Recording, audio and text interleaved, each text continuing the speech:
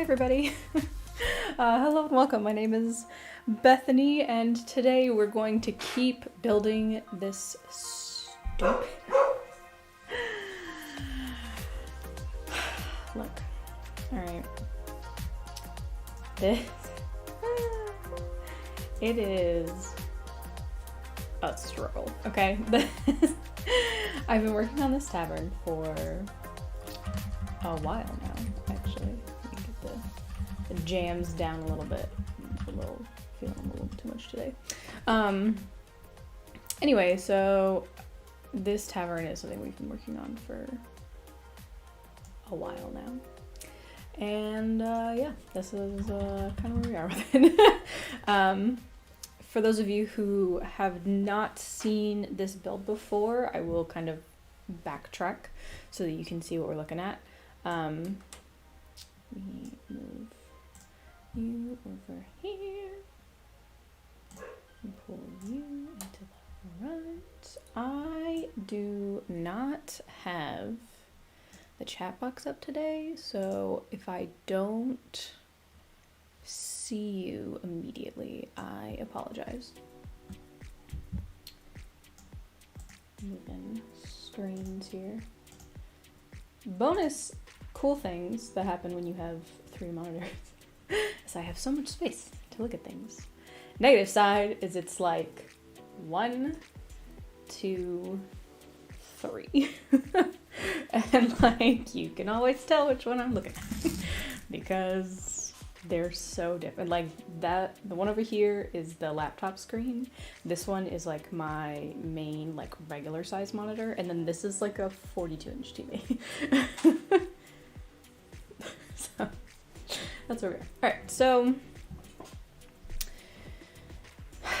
this is my baby right here. So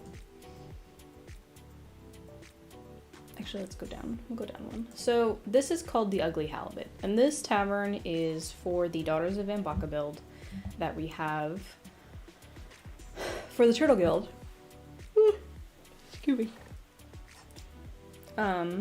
It's like noon, but I am not awake yet. Anyway, this is the tavern build that we have for Daughters of Ambacca, where underneath is a surprise, so I can't show you what that's gonna look like, but just know that the rest is looking pretty spicy, as Casmodius would say. So, you got your kitchen. This is run by a Fithari, who is our homebrew bird race. Think like if a parrot was like a person. I think we have, right now he's got a toucan and a parrot variation drawn. I think we're also looking at like a lorikeet, and I know I want a flamingo so bad. So I'm hoping that we'll get a flamingo. But yeah, so this is what we're looking at, and this is not gonna look like that. It's supposed to be like the cliff and there's a beach down here, and then like the ocean, so I have to go back and do that, but I keep forgetting to do it, so we'll do that eventually. But right now this is kind of like where we are. And this room, the last time I think that you all were present, bonjour, Phil! If you'd like to come hang out, you can. Bonjour. Let me pop my waist. Okay, there we go. So the last time I was having issues with this room, but I think I got it figured out. I think, and I talked to somebody who is a barista, and he said that towels are like the most needed thing behind any bar top. So I made sure to add those. I'm digging this like blue and gold vibe that we've got going on here. We want some of these rooms to look fairly lived in. I might go back and pull the shadows from some of these walls because they just look like it's just like so much shadow, and I don't know if I like it there. Later, I'm on a lunch break. Okie doke. That's cool. What are you having for lunch? I bet it's something good because you literally always are eating good things. And then over here we have the stage, which is where the quick jigs, I think is what they're called. The band will be over here. We have tomatoes in case someone doesn't like them. We've got a couple different stuff going on, and then this is the entrance over here. So that's first floor. If you have not been present, this is where we are. This is the only like in tavern in the port, so it makes a lot of money. It's got like a weird mix of like dinginess because of the people who like come in are always pirates, but the guy who owns it, his name is Attic. Oh, I'm just having a cheese sandwich. That's okay though. I am drinking coffee, if that counts as lunch.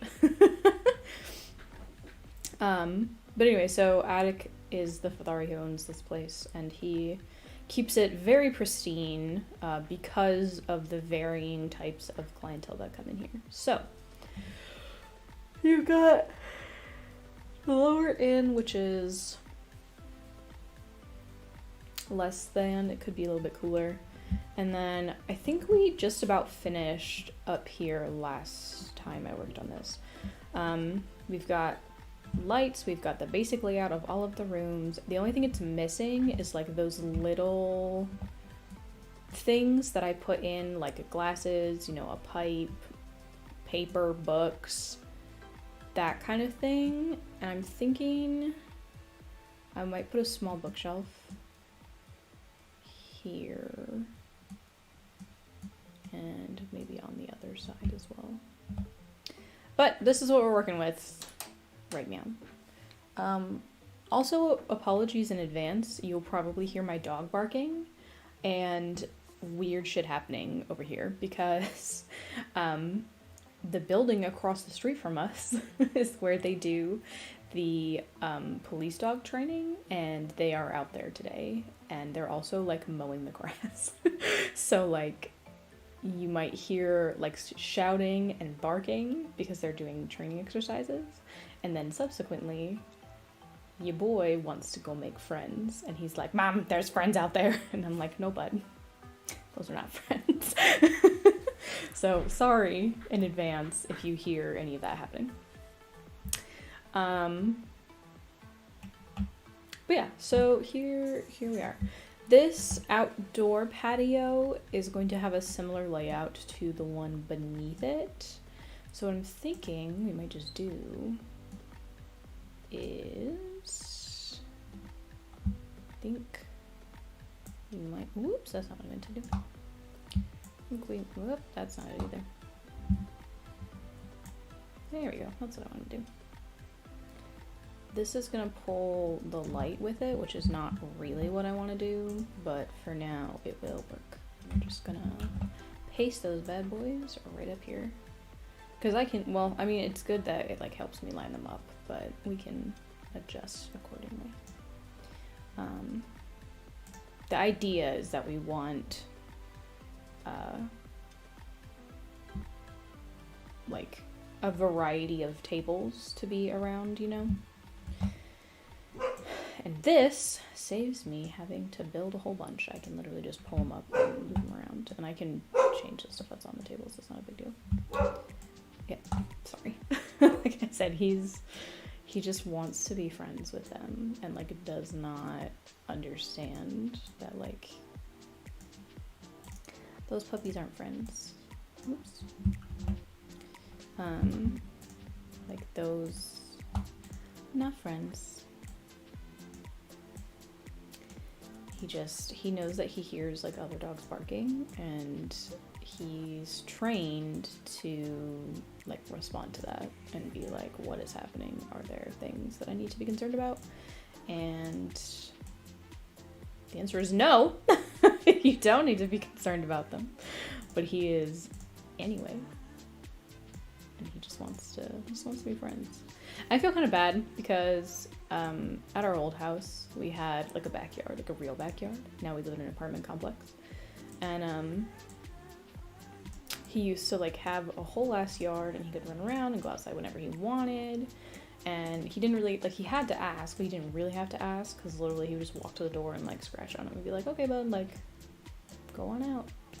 And, but now, if he wants to go outside, he has to, like, be like, hey, Ma, can I, you know what I'm saying? Which is a pain in the dick for me, because, you know, I am not trying to be getting up every 5 seconds, and it's a pain in the dick for him because he just wants to be outside and he wants to play with friends, and he's a very friendly dog. Like, he just wants to be friends with everybody, which is fine.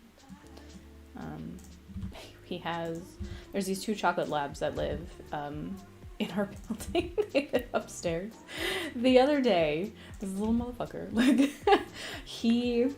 I was doing something, I was in here, and he, like, ran in, and he was, like, barking at me like something is wrong, like, Mom, I need to poop.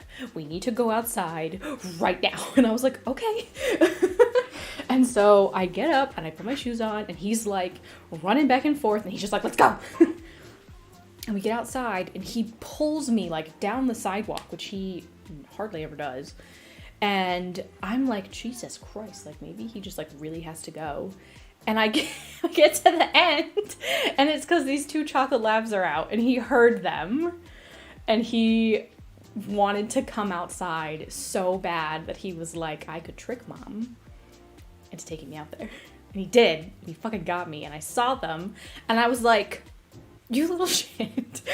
Like, and he was just like, well, we're out here. So, friends? It's like, oh my God, he's so smart. He's too smart for his own fucking good. And I just... It gets me every fucking time. Because he just wants friends. He just wants friends and attention. And I'm like, bud. I would love to know, this is completely off topic from what we're talking about, but back onto the actual topic of things we should be paying attention to, is the like click and move things option is weird. So sometimes, as you can see, it will do things in a block fashion, and sometimes it won't. Like, the table does not, but the chairs. And I don't really know how to fix that. Because I would love for them all to do that. It would be cool, you know, if that was a thing. I feel like this is very, like, similar looking, and I don't want it to be that similar. I could make the chairs smaller. A little baby table.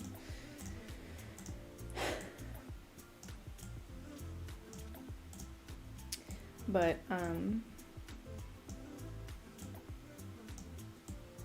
yeah, it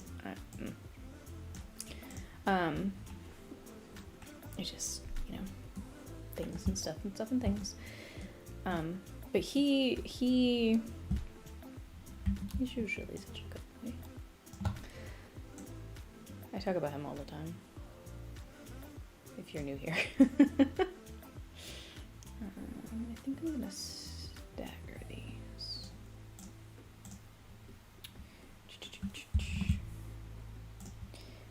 I wish there was a way to not select certain things, because sometimes I really don't want to click on some of the things that I have.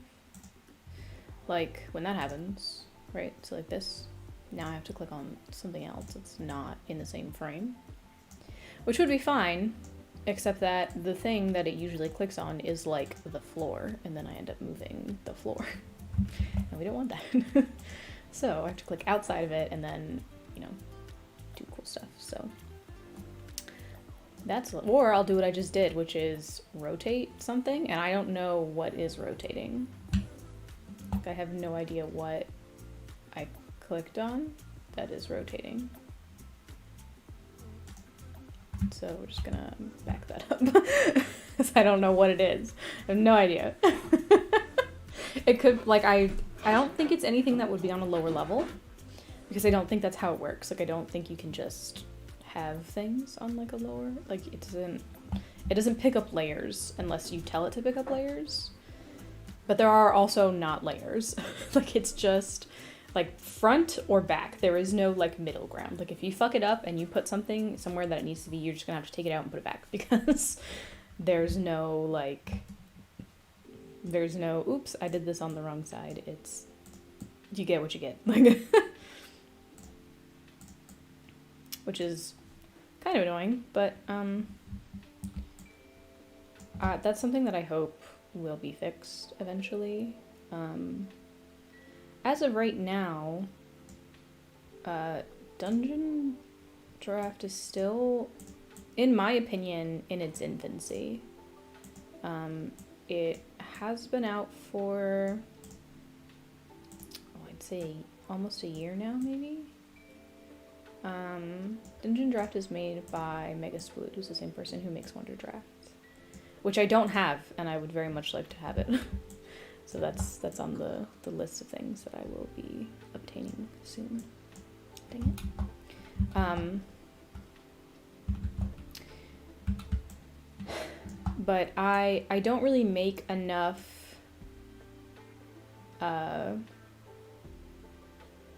like world maps for it to be super useful, if that makes any sense. Like meh, you know? You know what I just thought that might be kind of cool is if I replaced this window with a door and blocked that off. So they had like their own porch, but I don't think nah. All they have to do is literally walk, well, yeah, they'd have to walk all the way around these other rooms. Oh no, the travesty. Or they could jump out the window, I guess. I do want these ones to be a little bit more dispersed, because this one is supposed to kind of have areas that are more private.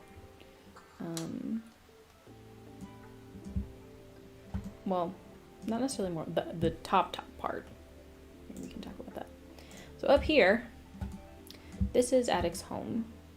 This is where he lives, in the attic. Attic lives in the attic.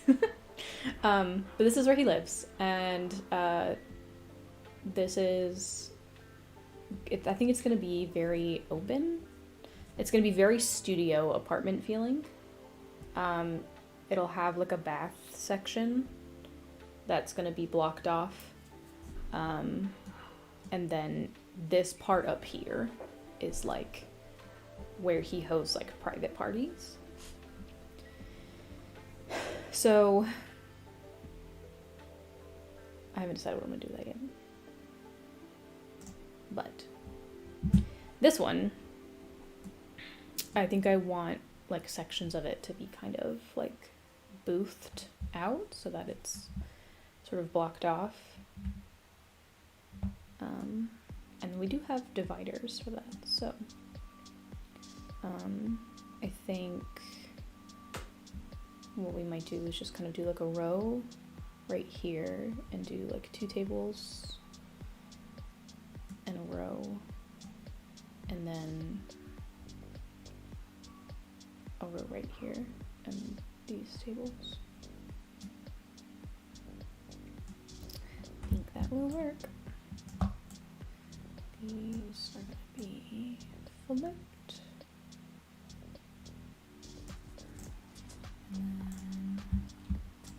And This one is gonna go here.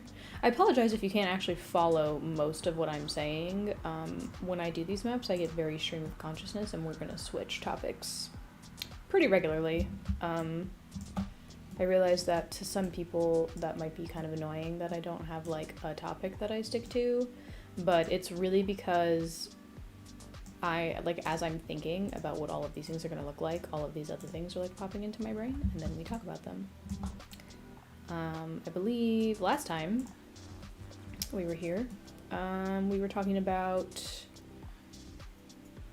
Disney movies, which is fairly average for me, I think. Your girl is into her mythology and folklore and all of that cool stuff. So that's the vibe here. But, I don't know. What do we want to talk about?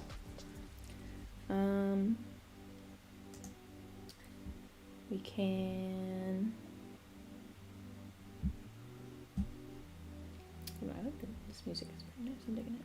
Let me switch back over here. Okay. I don't know. What do we want to talk about? I can tell you more about the adventure, I guess. Oh, I love Disney movies. Okay, we can talk about Disney movies. My favorite Disney movie is Beauty and the Beast, which I don't know if you can actually see what my shirt says, but it says, I think it's Girls Dig a Beast. And it's actually one of my favorite scenes. It's where he's holding, like, where the beast is holding all the birds, and he's just like, "Help, what do I do?"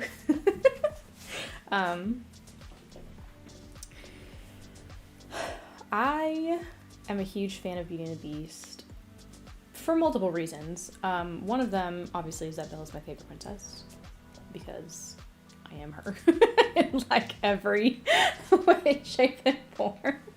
Like, Belle is me, I is Belle. Like,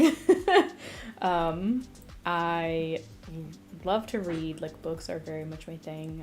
I think that pretentious fuckboys are stupid. And, of course, the blonde bimbo triplets would like Gaston, I hate bullies. So I really like Beauty and the Beast. Yeah, I used to know it word for word in English and French. I would give myself a 90% chance of knowing it word for word in English now. I might miss a couple or like mix a couple things up, but I also used to know it in French. And The Lion King too. But I really like The Lion King, Sleeping Beauty, and Treasure Planet. Treasure Planet is such an underrated Disney movie, okay? Like, Morph, if you don't think Morph is the cutest sidekick that has ever fucking lived, then, like, I'm sorry, but you're wrong. Don't at me. Like, like, Morph is the fucking cutest thing. And he's like so sassy, and he just like has this personality, like it's a blob, it's a pink blob, and he has like the personality of like 10 of you fucking 10 times as much personality as any fuckboy you will ever find in a Disney movie. He's so cute, and he's so chill. I love him so much. I want one. But yeah, Treasure Planet is one of my faves. Tarzan's actually my number 2. Beauty and the Beast is my first. Tarzan is number 2. Treasure Planet comes in, I believe, at 3rd. And, my brain did a weird thing. Aristocats is definitely in the top 5. And Pocahontas too, but not... Okay, so Pocahontas 1 was good, obviously, because it's Pocahontas. And Mel Gibson's voice. Yes. And for those of you who might not know, Christian Bale actually is the voice of Thomas in Pocahontas. But, I actually like the second Pocahontas better because John Rolfe is bae. Like, I don't care what you say. John Rolfe is like, where the fuck it's at. There's this documentary made about how Disney set Treasure Planet up for failure because the boss men didn't like it. Well, that's dumb. I think Treasure Planet was a fucking gold, man. Like, they did so good. Like, so good. Like, Dr. Delbert. Like, he is hilarious, okay? Like, he's like a dog man. For those of you who've never seen Treasure Planet, it's basically Treasure Island, like the like black dot on your hand, like we're gonna die thing, with like the pirates and the Loot of 1,000 Worlds and stuff, and this, like, I don't even know, he calls him an old salamander, but he's like a big lizard man, like crashes into their like inn on his big ass fucking ship, and his name is Billy Bones, and he like has this chest, and he like opens it, and he's like gives the kid James Pleiades Hawkins, who is voiced by what is his name? They didn't make it at all, and it came out. They didn't market it at all, and it came out at the same time as the Harry Potter. Yeah, that's probably why it didn't do good. What the fuck is his name? Joseph Gordon-Levitt is who plays him, and the guy from the Goo Goo Dolls, Johnny like Rezneznik, whatever the fuck his name is. He does a lot of the music for it. Turtle Man. Yeah, the turtle guy, like the salamander man, Billy Bones, drops into their fucking thing and is like, don't let them get it. And then he just like fucking dies. And he's like, fuck. And his mom, he's like a bad kid, right? Like his dad left him. There's like a whole montage about it. And he, like, his mom has raised him, and they have the inn, and Delbert is there, like, they're friends. Her name is Sarah. Like, he is like super fucking smart, but is like not interested in anything in the world. And so the music.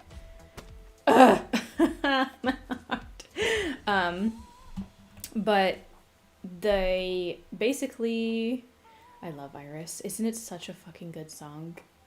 It's Rebel is a really good song too, and Sympathy, I think is the other one. I've seen the Goo Goo Dolls in concert twice, and I loved every fucking second of it. Anywho though, so he like brings the old guy into the house. He's like, Mom, we have to help him. And she's like, what the fuck? And Delbert's like, oh my god, because he's a doctor, but he's not that kind of doctor. And he's like, I help people, but not that way. And so they escape as these pirates are like destroying the Benbow Inn.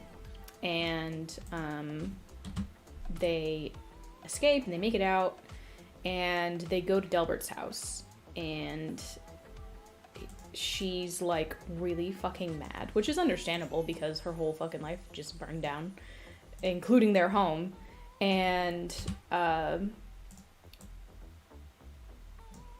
Jim's just like playing with it, and like the map, it's just like a metal sphere, and he's just like, what the fuck is this?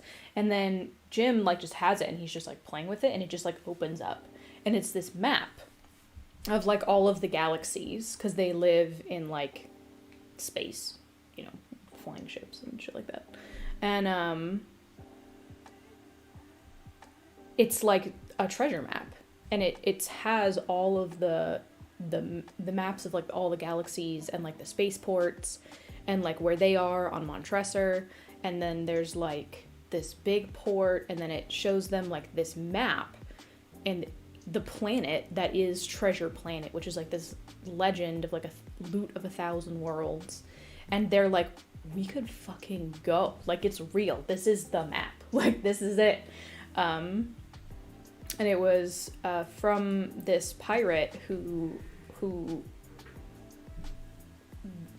literally would, like, steal things from everyone and then would just fucking disappear. And nobody could figure out how he did it. Like, nobody could figure out how the fuck he, like, swooped in, fucked everything up, stole everything, and then, like, vanished. And, like, nobody could figure it out. And so they find, like, they have the map, and they're like, we have to fucking go. Like, we have to go. And Delbert is like, he's like, I think we should go. He's an astronomer. And she's like, are you saying that you should go because it's a good idea or because you really want to go? And he's like, I really, really want to fucking go. And so they go.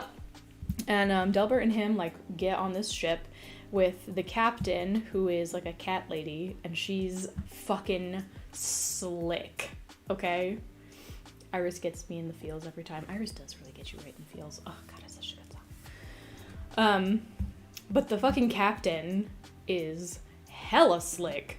She is probably one of my favorite characters, like, of any Disney movie that has, like, ever existed. Oh, I moved something again. I don't know what it was. We'll find out. But she is very much, like, the way that they were able to portray her with, like, such cat-like expressions is, like, crazy to me. Because she is fierce. She's hella fierce. And, like, when she's looking at the map, she does that thing that, like, cat's eyes do, where they, like, fucking super dilate and, like, her ears, like, twitch. They did such a fucking good job on her. And and she's, like, so fucking chill and just, like, it is I. Her first mate is, like, this big rock man, and that, spoilers, he essentially gets murdered by this dumb motherfucker who nobody likes, and that upsets me. But he's pretty good too. And so anyway, so they find it, and turns out, of course, the crew that they hired is, of course, the bad pirates, because the Billy Bones told him, like, beware the cyborg. And here comes the new crew, and guess who the fucking leader is? Is this man who's a fucking cyborg. He's got, like, the eyeball and, like, one of his hands and one of his legs.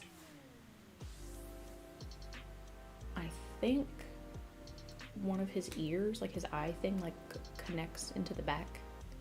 But, like, one of his arms, like, does all this cool thing, and his other leg is, like, a pump system. He's, like, huge. He's, like, a big fat guy. And he calls him Jimbo because James had to become, like, the cabin boy. Because the goal is to not tell anybody why they're there. Like, they don't want anyone to know what they're doing because it's an incredibly risky fucking mission. Like, if you find the loot of 1,000 worlds, like, you think nobody's gonna be fucking after you? Like, wrong! And so, they basically are like, you're gonna pretend that you're just, like, a straight cabin boy, and that's just gonna be your life here. And he's like, but it's my map. And she's like, well, I'm the fucking captain, so suck it. And, anyway, so basically, like, this guy, of course he ends up being the bad guy, because, you know, the bad guy. And, potato peeler boy. Yeah, basically they call them perps, is what they are. They're, like, potato prune things. And, he's like... He does that dumb thing where he, like, tries to get a reaction out of someone to see if it's gonna work. And he's like, you know, these perps are similar to the ones we have back on Montresor. And he's like, oh? And he's just like, yeah, before I left, I met this old salamander. What was his name? Billy Bones? And the guy's like, Bones? Nope, can't say I ever met a Bones. And I'm like, you dumb motherfucker, you just gave yourself away. Like... Of course, he wouldn't tell you he's a bad guy. He's not going to react like a bad guy. Because he's a bad guy. Like, just, dumb Jimbo. That's what you are. He was being dumb. Anyway, so then, of course, like, you know, they go through this whole thing. And then slowly, like, you know, the montage of, like, his dad leaving. And, like, I am the... to the world. Oh my god, such a good song. And the montage is like the dad leaving, and then him and the guy like getting very close and like teaching him things, whereas everyone his entire life has like told him that he's a menace, that he's a failure, that he's like not good at anything, but he's actually really fucking smart. And like people just tell him he's a loser all the time. And he like doesn't know how to like channel his like fucking big brain into things that are productive. Like he just doesn't know because he never had like that guidance. And here comes fucking big boy pirate, like, teaching him how to do stuff. Can I join some VC because this chat is hella delayed? You sure can. Give me a sec and I'll pull up Discord.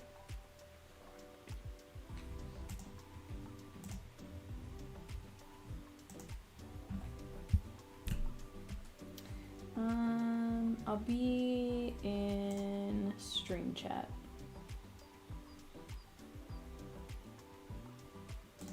I'll message you so you can hear me. Okay, I don't know how far it is.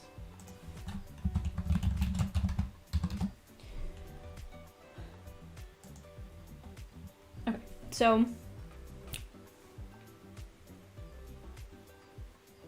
what were we talking about? Right, so basically, what the fuck is his name? Now my brain's doing it. I literally remember details about the weirdest fucking things, but I cannot remember what his fucking name is.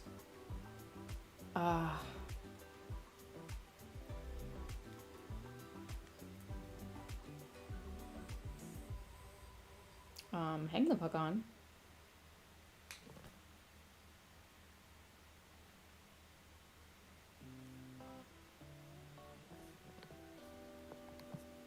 Hello? Hello. Yeah, the YouTube chat is like really delayed. Oh, yeah. I think it's because when I started OBS, it was like 20 seconds behind. Okay. Like I don't know how it did that, but it's like super fucking behind. Anyway, did you know that there was a Treasure Planet 2? But it was... Treasure Planet what? It's an unreleased direct-to-video, like, sequel from 2002. So it was supposed to have a sequel. But I'm going to look for the documentary I was talking about. Okay. Because if you like the movie, you should watch it. Okay, I will.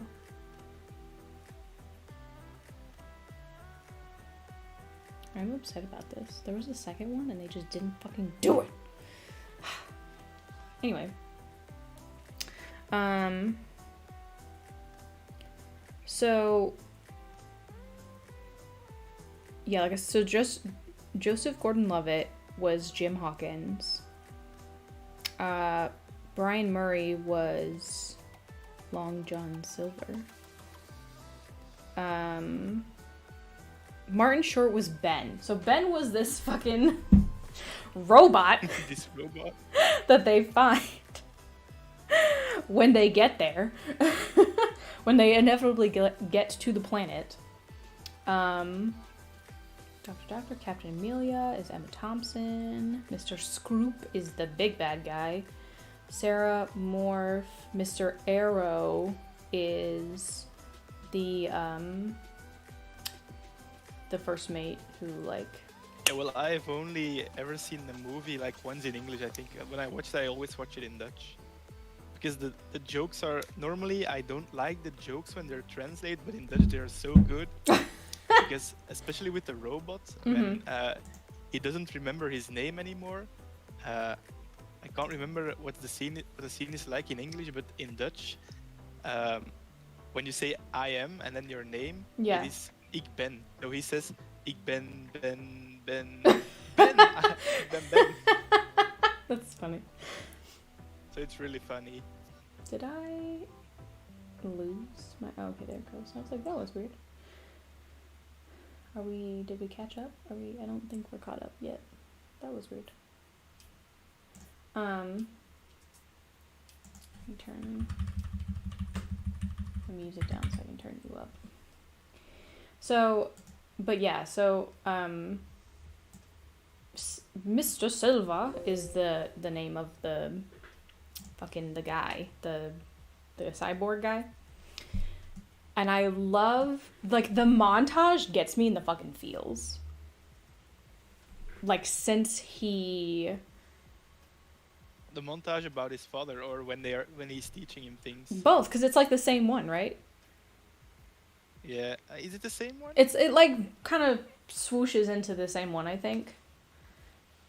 Yeah, I think so. Yeah, the I'm still here. Yeah, and it shows like how his dad left and he had to grow up and like be by himself and try to figure things out, and then here comes this man who knows all of these things and like wants to like teach him and like wants to spend time with him and like knows that he's really fucking smart and like does not know how to doth not compute. This fucking kid who like strolled in and stole his fucking heart, and he just like doesn't know how to deal with it. But of course he's supposed to be a bad pirate, and so he can't like be on the feelsy end because he's a bad pirate. That scene where he's like, "You've got the makings of greatness in you," I was like, oh, right in my feels. I don't know how it translates for you, but what translates? The speech that he gives him, where he's like... It's really good. Yeah, he's like, "You've got the makings of greatness in you." And then he departs on like the little ship. Yeah. Yeah. But then fucking Mr. Scroop, it's like a scorpion guy. Yeah, he's fucking disgusting. Ugh, so gross. But he like overhears the conversation, and then he's like, "Are you getting soft on us, Captain?" Like, rude. So he's the one that murders Mr. Arrow, which is fucking rude.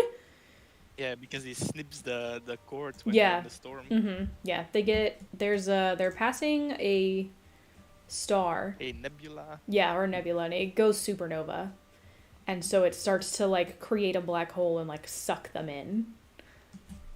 And Jim's it's right after the like "you're a fucking gem" speech. Or maybe it's the other way around. I think it's the other way around. So Jim's job is to secure the tow lines to everyone to make sure that they don't die. And of course, like, his gets like arrows get snipped. But that's not what they tell people. Like, Scroop tells them... Yeah, it's Scroot who's going like, "Oh, the cord wasn't wrapped tight enough." Yeah. He says like his cord wasn't connected. He's going to tell it to the captain. Yeah.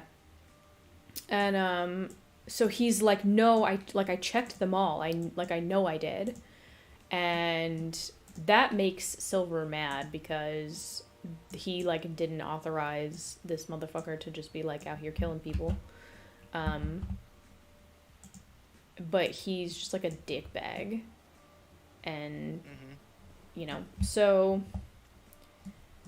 I think after that is when he is like not really throwing, I wouldn't really call it a pity party because he legitimately like is upset that like Arrow died and he thought he killed somebody, you know, or he thought it was his fault that somebody died, and that just like established all of the things he's been told his entire life about like how shitty of a person he is and like how he'll never like amount to anything. And that's when Silver's like, bruh, like you could be fucking great if you weren't such a dickbag. Like, and they're like, okay. But once they actually get to the planet, yeah, just such a great movie. But it's such a good yeah, I'm reading the wiki right now, and the movie even lost the money. Oh, lame. It's so underrated. It lost, like it's such a good 21 million. Wow, really? That's a lot. But yeah, you should definitely watch the documentary. It's so good. It explains it really well. Yeah, I will. Because the makers, the head developers of the movie, they really wanted to do this remake of the original story, but they were told they couldn't do it because the main guys didn't want it to be made. But then they were promised if they made 2 successful movies, then they could make it. And I think they made 2 of the best-selling movies, but I don't know which ones it are again. And then they like, they could make this movie, but then they were set up to failure. Lame. Rude. No, I think it's such an underappreciated movie. It's so good. It gets you right in the fucking feels. Like, straight to the feels. So good. Excuse me. But, yeah, I mean, I think Disney movies are my love language. Yeah, it's been a long time since I've seen some Disney movies, but when I was a kid, I think I had them all on videotape. They're worth a lot of money now if you have the original VHSs that have like certain things on them. No, we threw them all away. Well, so if you have the old Little Mermaid VHSs that have a dick on the castle. Oh yeah. Like those, like if you have an original cover with that on it, like they're worth a lot of money. Because they basically had to reprint it. I think it is very much possible that we had those, but we did. They were all in Dutch, so... I had it. I had one. Yeah, but we just threw them all out one day. Yeah. Well, cause, I mean, I really think they were going to be worth much, and then, surprise. I think there was, like, the diamond color, like, if you have the ones that have the black diamonds on the spine, they're worth, like... They can be worth like $7,000 or some shit like that. Jesus. It's just like a ridiculous amount. I think I actually. Well, now I'm looking at the list of all the movies they made, and there are such good movies. I didn't really like the story of the Sleeping Beauty, but when I was a wee bubby, I used to be in love with Princess Aurora. Hey. She was pretty hot. I thought she was the prettiest princess. Well, she was pretty hot. Yeah, so when I was a child, I always wanted to watch the movie. I didn't really like the story. You just wanted to look at her. I was in love with the princess. That's funny. And I also really liked, I think in English it's called The Fox and the Hound. Oh, that one will get you right in the fucking feels too. Oh, I used to cry every time when I watched it as a kid. Every fucking time. It was so good. So good, but it like gets you right in the hood. And The Rescuers, I also really like. Rescuers is really good. Rescuers is a good one. But only the first one. The second one didn't really Didn't do it for you. Didn't really hit the mark. I don't know. I mean, I liked the which second movie? one. I think it was the Down Unders, right? Is that the second one? Yeah. Yeah. I don't think I it think was. the first one was just better. Yeah, I don't think it was bad. I think it just didn't quite. It wasn't as good as the first one. Yeah. I also really liked The Hunchback of the Notre Dame. Oh yes, that's a super fucking underrated movie. Nobody can convince me the music otherwise. is also really good. It's so. It's also really good in that movie. Like I think it's because it had like it has such adult themes in it that it like missed its mark so much, but like honestly, it is such An amazing movie. yeah, an amazing movie, and like it's like everything about it is just really fucking good. like like the storytelling. Oh, and then Hercules. Look, Hercules is probably one of my favorites. Yeah. Which same. is really funny because it's so inaccurate. Yeah, indeed.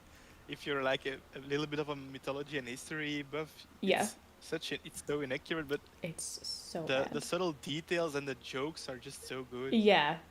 I don't know if all of them necessarily translate over, but like one of my favorite is like the somebody call IXII,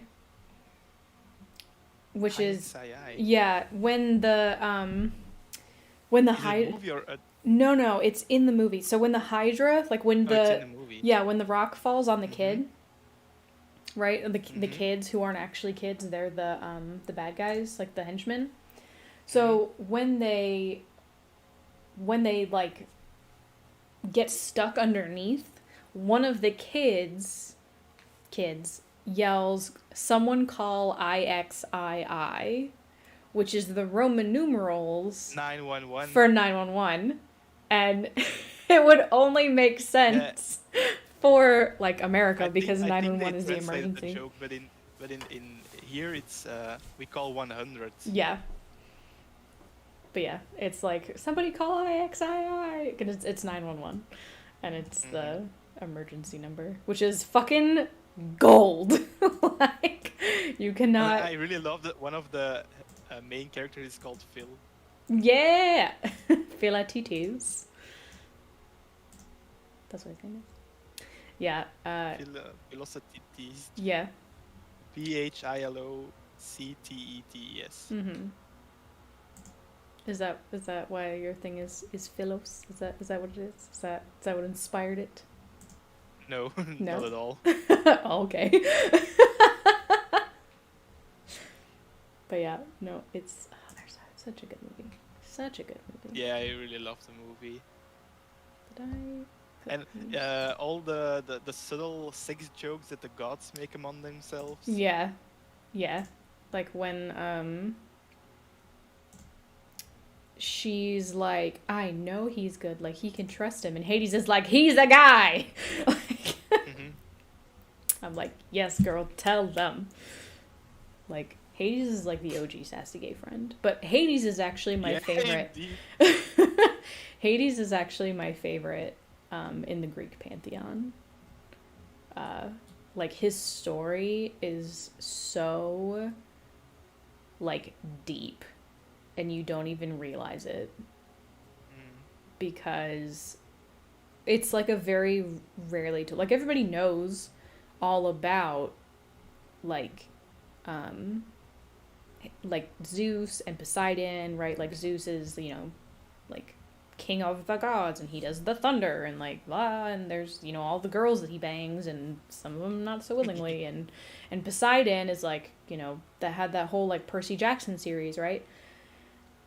But like nobody ever wants to talk about Hades, who was a upstanding citizen who loved one woman his entire existence, was fair and just in all of his rulings, and was incredibly sympathetic and like very emotional when it came to like people who were in love. Like Zeus out here banging bitches with hubbands, all the chicks, all of them, every single one, like, and then turning some of them into cows so that they can't fucking tattle, like. Like, oh, yeah, I've heard that story in school. Like he turned one in a cow, and that's why an ocean and one of the oceans around Italy is called after her. Mm-hmm. But the like Ionian Sea. Yeah. Mm-hmm. Mm-hmm. Yeah, because her name is Io. Yeah, but like you just fucking out here like not giving a shit about the sanctity of marriage. No fucks whatsoever. A lot of fucks. A lot of fucks. Yeah. In fact, all of them. In fact, all of them. And, like, he just didn't care. But Hades, when it came to Persephone, he was super, like, not sure about, like, how to go about, like, talking to her. He had like no fucking clue what to do in like that instance, and he basically goes to Zeus, who is her dad, and Demeter is like his like everyone's dead. Yeah, his Zeus is fucking gross, but it's fine.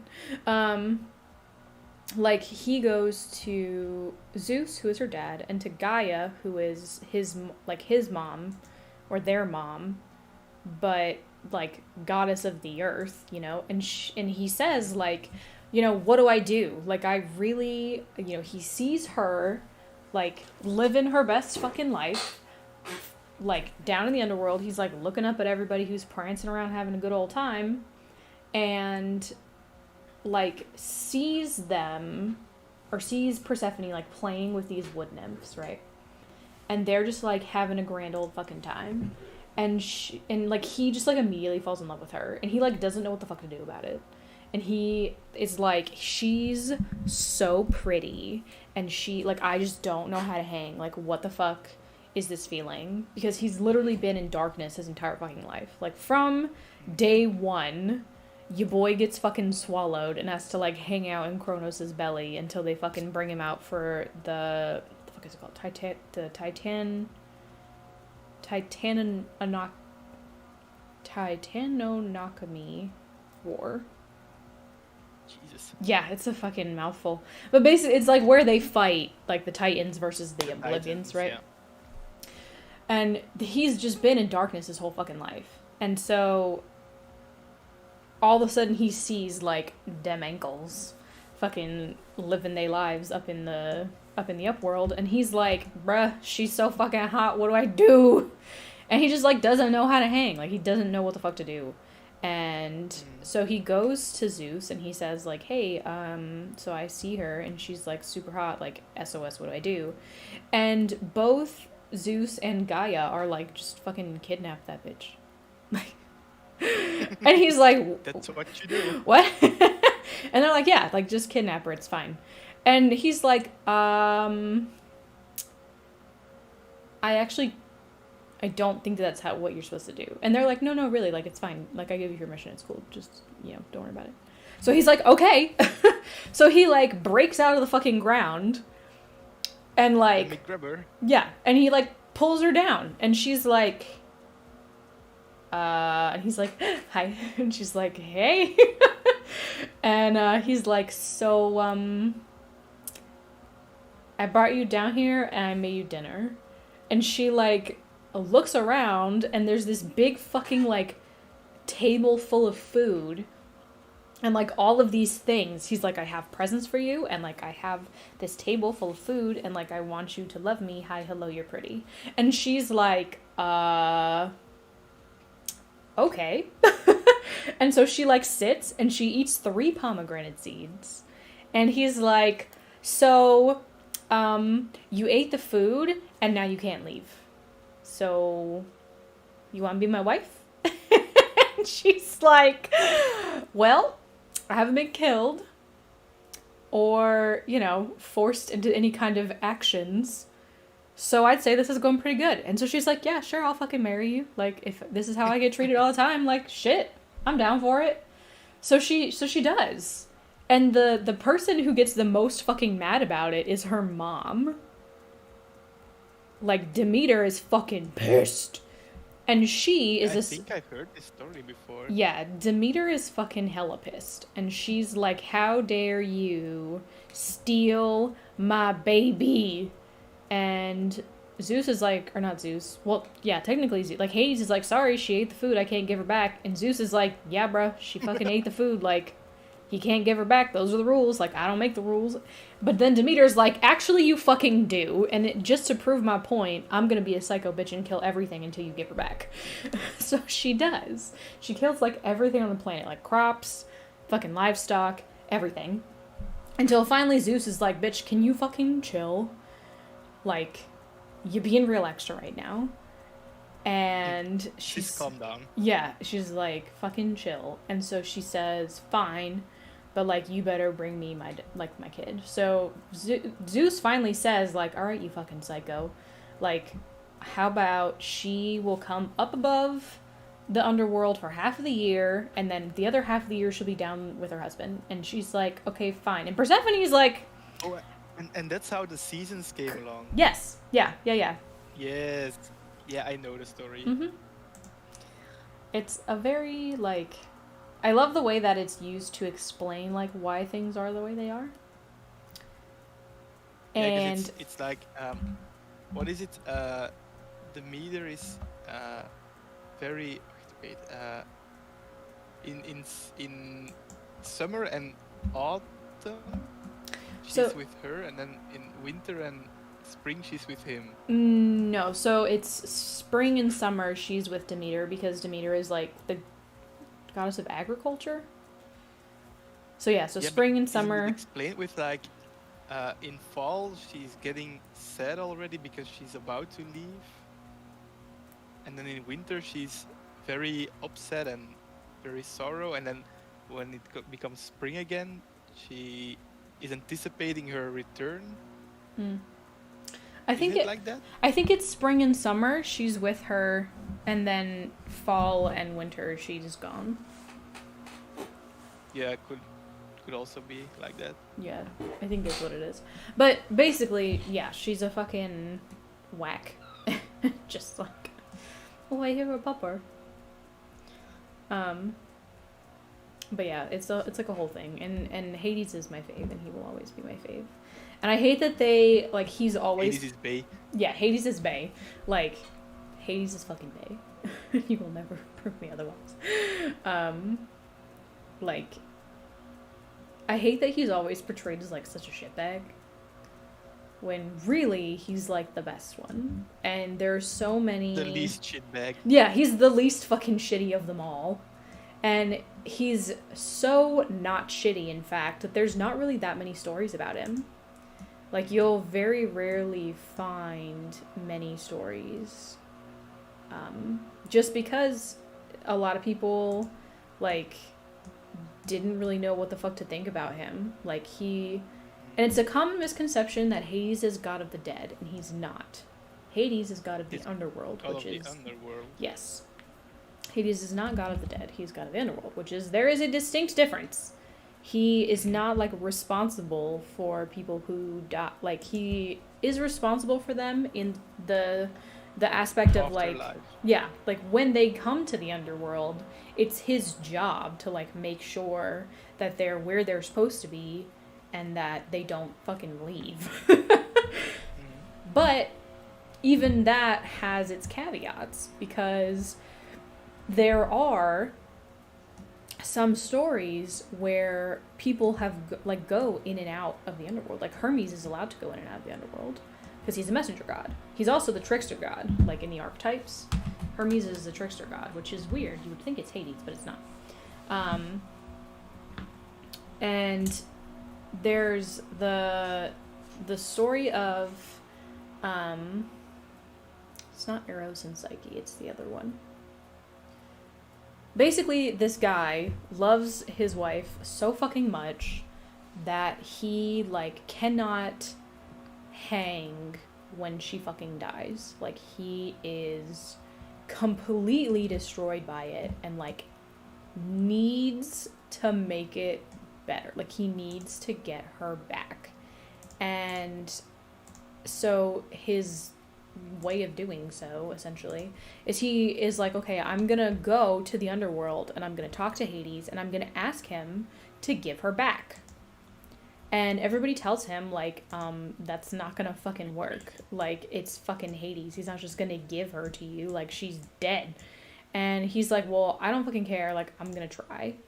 And so he goes and he, like, asks to, like, talk to Hades. He has, like, the stuff that he needs to get under there, like, into the underworld.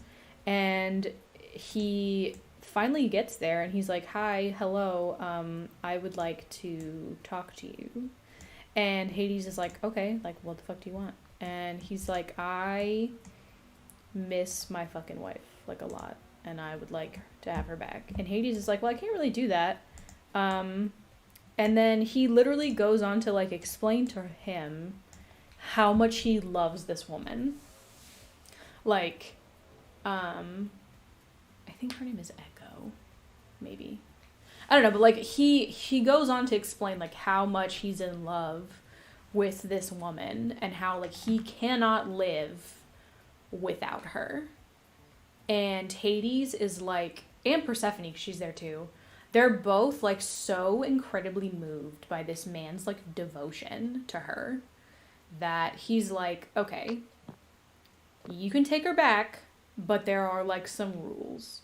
And the guy's like, okay, what do I have to do? And he said, you have to leave here and don't look back. She will be out there when you get out. Like, when you exit, she will be right behind you. But you cannot look back at all as you leave. And he almost makes it. He gets, like, he sees the light at, like, the end of the tunnel to the entrance of the underworld. And he's just, like, so scared that she's not gonna be there and that it was all a trick and all a lie.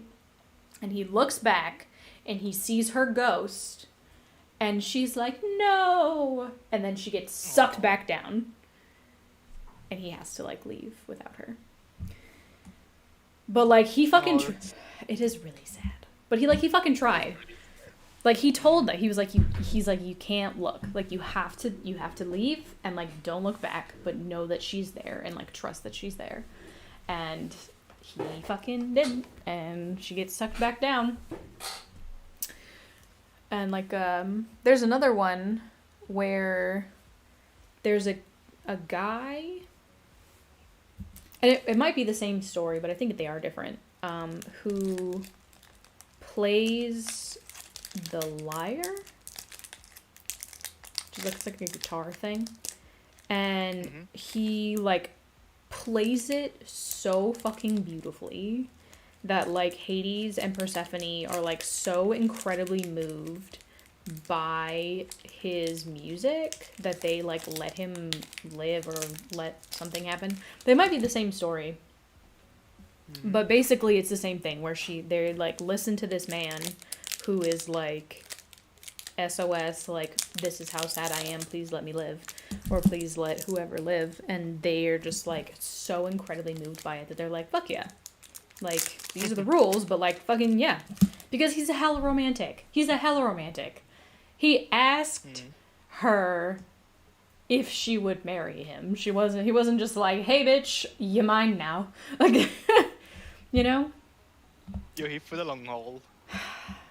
And he never cheated on her. It was just Persephone for eternity. Like, it was always her, and it would always be her, and it would never be anybody else. And it still is her. It still is her. Like, there's no one else for him. It's just Persephone. Like, that's it. She the one. Whereas fucking Poseidon out here, Poseidon likes the weird girls. Alright? Poseidon likes the sea monsters. Poseidon likes the girls with tentacles and 3 eyes and, like, 8 nipples. Like, he likes the weird girls. Zeus, on the other hand, is out here. Zeus likes anything that has a heartbeat and is already married. Like, that's what Zeus likes. But, man, fucking Hades out here. Mr. Steal Your Girl.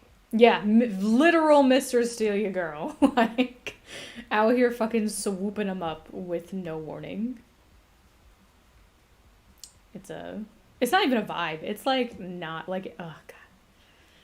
But, at the same time,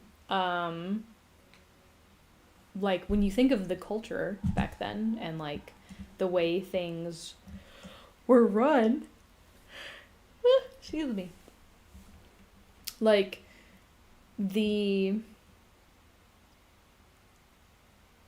hospitality rules in, like, Greek society were fucking crazy. Yeah, indeed. And, like, the people who got super fucking punished for breaking those rules, that's some, like, next level shit. Like, The rules were even so arbitrary. some of them were really fucking weird. But, like, they were basically, like, you invite someone into your home.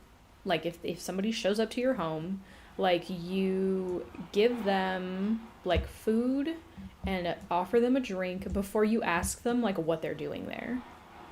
Like, you don't just go straight into, like, what the fuck are you doing here?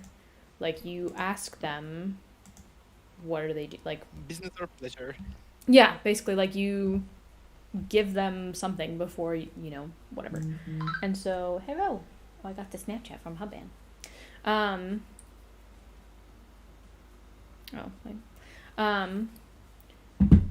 But, like, there is this one guy who has, like, all of these kids, right?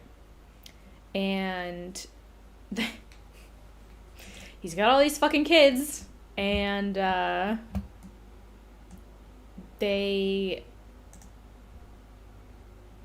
he, like, knows that Zeus is, like, coming to his home to, like, have dinner with him. And he, like, basically tells him, like, you're gonna love this. Like, you're gonna love, like, hanging out. It's gonna be a great time. Like, I prepared, like, this magnificent feast for you. Like, you have no idea what's coming. And he's like, okay, like, cool, whatevs. And it turns out that your boy killed all of his kids and, like, feeds his children to Zeus, which is, like, a big no-no. It's, like, a huge, huge insult. Like, you don't do that. Okay? We ain't out here trying to fucking piss off the god. Because his thing was, like, I could trick the gods. Ha ha ha ha ha ha ha. And then he's like, oh, did you enjoy your meal? Because those were my fucking children. Like, and Zeus is fucking pissed, which, if rightly so. And, basically he says to the guy, like, ooh, you done goofed. And when he dies and he goes to he does not go to, like, the Elysian Fields or where all the cool kids go. He goes to basically this place where he's essentially tortured forever. And it's, like, a version of hell, right? And I think his punishment is that he's, like, on this island, right? In, like, he's, like, on this little rock island thing that's surrounded by water. And there's an apple tree that's, like, above him that's, like, hanging down. And there's an apple that he can reach. And if he reaches for the apple, like, he can't touch any of them if he's just standing there. If he reaches for the apple, the tree will pull away and the water will come up. And if he reaches for the water will go down and the apple will come down. And so he's in this place where literally food and water are always within reach of him, but he can never have either. Yeah, I've heard the story as well. Mm-hmm. And he just has to fucking, literally for the rest of eternity, he just cries about it. Which, you know, at the same time, like It's sad. that's what you get for being a dick to the gods. Like, fucking know your place, mortal. There are a couple of them that kind of make me sad though, like, fucking, what is his name? The one who brings flame to the, like, to the mortals. And basically, his punishment for the rest of his life is he gets tied to a rock and an eagle eats out his liver every day. Yeah, he gets tied to a, like, he's tied to a rock. He's, like, chained to a rock. And every day this, like, bird comes and, like, rips open his stomach and, like, eats his liver and then leaves. And then it grows back and he, like, bleeds out and kind of almost dies and it really hurts a lot. And then it grows back and then the same thing happens every day. And that's, like, his life. And that's just what happens to him for the rest of eternity. There's another guy whose punishment is he has to push a boulder up a hill. I think it's Atlas. Oh yeah, this one No, Atlas is the one holding up the world. Yes, but there is somebody who does something and their punishment is like... That's Atlas's punishment, is that he has to hold up the world. Mm-hmm. But there is a guy who, like, has to push a boulder up to the top of a hill every single day, and then it rolls back down, and then he has to, like, put it back. And I'm like, what a Sisyphus. fucking... Okay, yeah. Like, what a shitty... Like, what... Some of these are, like, real fucking creative. And I'm like, boy. That's, like... Yeah, it's even... in Dutch, it's a way of saying... that a job is, like, endless and really not useful to do. Yeah. It's called Sisyphus labor. Yeah, that makes sense. So like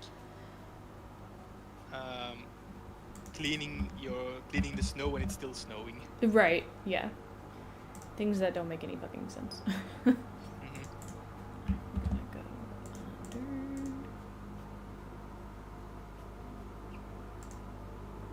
Oh, that's not what I wanted. Just kidding. I want this to be...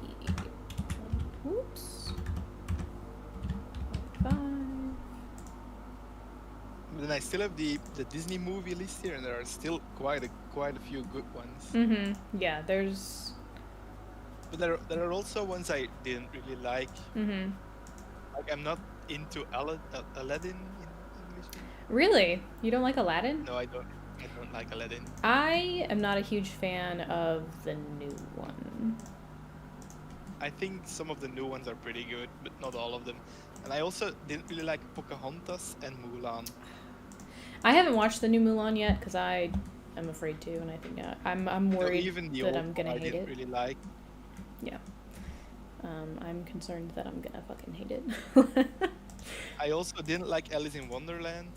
Which one? The original one or the newer one? The original one. Yeah, I think the the newer ones. the new ones with Johnny Depp, like I'm here for, because he's also Bae. Johnny Depp is also Bae, and you cannot change my mind. I also didn't really like The Little Mermaid. Oh, all right. Well, I don't think we can be friends now. I don't think we can be friends, Phil.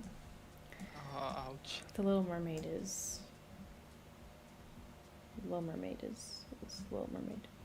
No, I'm saying. I don't know what it's called in English. The Emperor's New Groove. I also didn't like. The Emperor's New Groove is an acquired taste, I think. Yeah, indeed. But I really liked it. No, I didn't really like that one. But then some of the new ones, the newer ones, like I really liked Chicken Little. Yeah. And Brother Bear. Oh, Brother Bear is really good. I saw that in theaters. Yeah, same. But I was like 5 years old. I was older than that, but I'm also an old ass lady. So. Also really liked Meet the Robinsons. I think I only saw that one like one time. But it was pretty good. And Bolt. Bolt was good. I like that. I think I only saw that one like once too. But I didn't really like The Princess and the Frog I didn't really like. I Although I thought it was pretty cool that there was a black Disney princess. Yeah, I liked that aspect of it. I Hmm. was not Into the story at all. yeah, like I could have been more into it, I feel. Hmm. But Also didn't like Tangled. really, you didn't like Tangled? No, I didn't like. No, didn't like it. That's interesting. I did like Wreck-It Ralph. Yeah. Wreck-It Ralph was pretty good.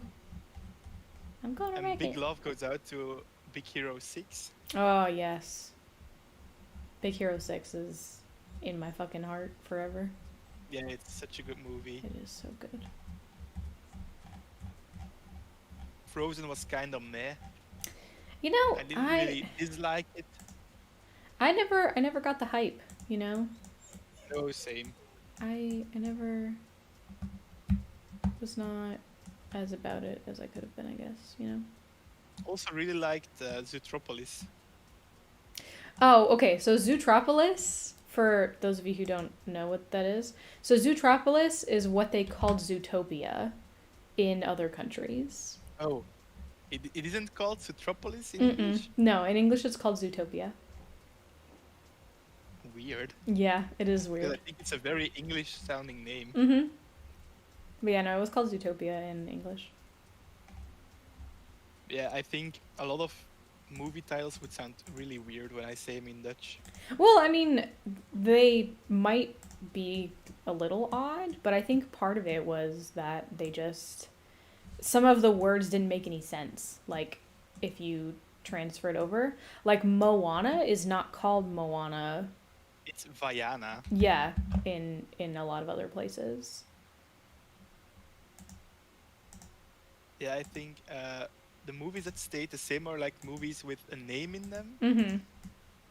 Except Or, Moana. I think Meet the Robinsons is also Meet the Robinsons in Dutch. Mm-hmm. And Wreck-It Ralph is also Wreck-It Ralph. Right. Because you can't really translate that. Yeah, but like Moana is her name. But it's... I don't know. No, like that's I've never seen it. Oh, well, Moana is what her name is. And, okay. yeah.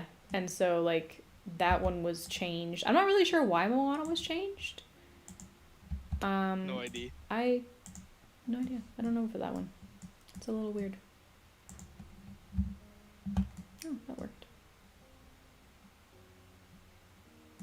And then most of them are just translations. Mm-hmm. I think that looks better. Look at that. Okay. Sorry, I was doing the water, which I've redone like twice. Yeah, I think it's... Can I copy that? Sure can. Go down. Paste But it. they made some really, really nice diamonds. In the what?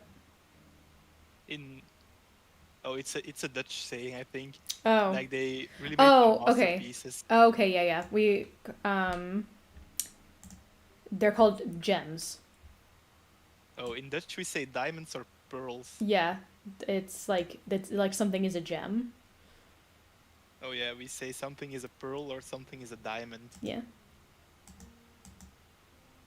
Needs to come in a little bit more.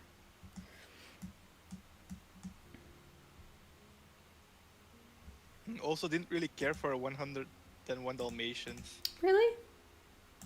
Yeah. Lame. I mean, it'd be like that sometimes, I guess. But yeah, no, I did really like The Lady and the Tramp. I didn't watch the new one, but I do really like the old one. Same. I did really like the old one. He's a tramp, but I love him. And Peter Pan. Oh, Peter Pan gets me every fucking time. The like conspiracy theories about Peter Pan gets me right in my fucking feels. Oh, I've never seen those. It isn't a movie that's in my top 10, I think, but it is a good movie. Mm-hmm. So the conspiracy theories of Peter Pan is that Oh yeah, that he killed the kids. yeah, or that they are just like dead kids and that he's taking Yeah, and he them like takes to them with heaven. him. Yeah. Mhm. Mm-hmm. Yeah, I did see those. Yeah, not bad. Oh, and the too. Jungle Book. Jungle Book's pretty good. Mhm. I like the new one too. The remake that they did. The live. It's like quote unquote live action because all of the animals were CGI'd and stuff. I didn't see those. Really? That's pretty No, I good. didn't see him. It's pretty good. The Lion King, I think they did a good job on. There's a lot of people who think that they didn't do a good job on The Lion King. I wish it hadn't have been Beyonce who played Nala. Don't at me, okay? Like, she... like, I feel very strongly that she obviously has a beautiful voice and she's a great singer, but that is not how that song goes, and you cannot change my mind. That is not at all how that song is supposed to sound, and I'm a little salty about it. Like, as Draharic would say, am's a salty nugget. A salty nugget. I am a salty nugget. Oh, and then maybe like a guilty pleasure, but I really like the Tinkerbell movie. Bruh, Tinkerbell and the Never Beast is my fave. Tinkerbell and the Never Beast. Tinkerbell and the Never Beast. Is that what the movie's called? There's one. They made a whole bunch of Tinkerbell movies, and my favorite one is called Tinkerbell and the Never Beast. It's about the girl who she always like takes care of animals. I think her name is Fawn, something like that. And she always takes care of the animals, and yeah, Fawn. Yeah. And she hears an animal like making noise in the forest, and like this weird like glowing green thing happens, and they're like, what the fuck? And it's they don't know what's causing it, but she finds the Never Beast like in the woods, and she like loves him because he's fucking adorable, and she like watches him build these like towers, and they find out that he's alive, and she has to hide him and save him, and they think he's bad, but it turns out that he's not bad, and it's just, oh my god, it's so cute. Mm-hmm. Tinkerbell and Never Beast is like one of my faves. That's a guilty pleasure for me for sure. I've only seen a movie just called Tinkerbell, and I really like that one. Yeah, they have a couple of them. There's like Twin Wings or something like that, where she finds out that she's got a twin who is like a winter fairy. Oh yeah, I have seen that one as well. Yeah, there's like, so maybe there are more than one. Yeah, there's one that doesn't make any fucking sense to me, and it's called the Pirate Fairy. And I'm like, no, Tinkerbell is the Pirate Fairy. Jesus, there are 6 of them. Yeah, like Tinkerbell is the pirate fairy. Like, she's the one. Like, Captain Hook kidnaps her. She is the pirate fairy. And then, but they made like a fairy who is like basically just a remake of what her story was. And I was like, no, this is fucking stupid. Tinkerbell's a pirate fairy. Get the fuck out of here. Okay. Yeah, I've seen maybe 3 or 4 of them. I've seen Tinkerbell and the Lost Treasure, Tinkerbell and the Great Fairy Rescue, and Tinkerbell and the Secret of the Wings. Yeah, Secret of the Wings I've seen, and Great Fairy Rescue I've seen, and then Never Beast. Okay, I think I'm done with this for today. I feel like we didn't really get a whole lot done, but I still feel productive, so I'm not mad about it. But I think we're gonna save and we're gonna hop off. So, thank you everyone for attending. As per usual, I appreciate you. I know it's not Wednesday, it's Thursday, and normally I'm supposed to stream on Wednesdays. Sorry. I'll try to do more of these scheduled so that, you know, you guys can tell when they're coming up. I try to do the schedule and try to stick to it. It's been a crazy week. So next stream should be next Wednesday. Like I said, I'll do a schedule so that you guys know for sure. Phil, would you like to say anything?